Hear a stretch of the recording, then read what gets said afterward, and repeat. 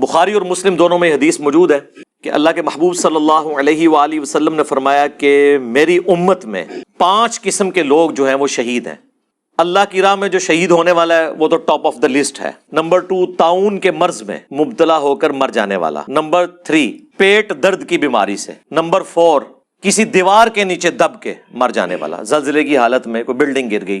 اور نمبر 5، پانی میں ڈوب کر مر جانے والا، بشرطے کہ یہ سارے کام کرنے والے لوگ کسی پازیٹیو ایکٹیویٹی کے لیے جا رہے ہوں۔ یہ نہیں ہے کہ ایک بندہ سمندر کے اندر ہیروئن سمگلنگ کر رہا تھا لانچ کے تھرو اور وہ ڈوب گئی تو وہ شہید ہو جائے گا، نہیں، وہ غلط کام کر رہا تھا۔ نارمل کنڈیشن میں چاہے اچھے سفر کے اوپر تھا نیکی کے، چاہے مباح سفر کے اوپر تھا، غلط کام کوئی نہیں کر رہا تھا، تو یہ سب کے سب شہداء شمار کی۔ اور اسی حدیث کی ایکسپلینیشن ایک اور حدیث سے ہوتی ہے، وہ حدیث سنن نبی داؤد کے اندر موجود ہے، سنن نسائی کے اندر موجود ہے، مشکات کے اندر بھی موجود ہے کہ اللہ کے محبوب صلی اللہ علیہ وآلہ وسلم نے اس حدیث میں 5 جو یہ بخاری اور مسلم کے لوگ آئے تھے، ان کے ساتھ 2 اور لوگوں کو بھی شہید ڈکلیئر کیا، ٹوٹل 7۔ ان میں سے ایک آگ میں جل کر مر جانے والا، اور دوسرا وہ عورت جو پریگنینسی میں ڈلیوری کے دوران شہید ہو جائے گی، وہ بھی اللہ کے حضور شہید لکھی جائے گی۔ اس کے علاوہ بھی احادیث کے اندر اور شہداء ہیں، لیکن یہ 7 جو ہے نا ٹاپ آف لسٹ ہیں۔ نمبر 1 اللہ کی راہ میں، نمبر 2 طاعون کے مرض میں، نمبر 3 پیٹ درد کی بیماری سے،